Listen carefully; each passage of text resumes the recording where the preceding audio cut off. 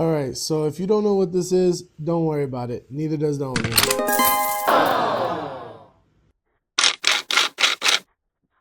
So this is actually the motherboard for a tankless water heater.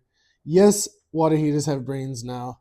No, they're not smarter than us. Not yet, at least. Back in the day, it was so simple. Water heaters had two settings: on and why is my basement flooding? Nowadays, one bad surge, one angry lightning bolt, and this little guy says, yeah, I'm done.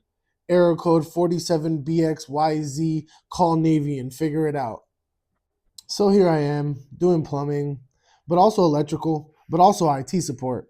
Basically Geek Squad with pipe wrenches. And yes, this part costs more than your first car. No, I didn't set the price. I just get yelled at when it dies. Yeah, y'all see it. I had to bust out the extender to get these screws back in. Just don't drop screws into places you'll never see again. Just like I almost did right there.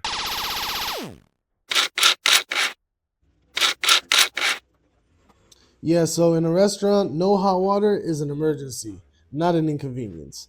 But once this board's in, hot water's back, everyone's happy, and this heater goes from Windows 95 to almost Windows 11.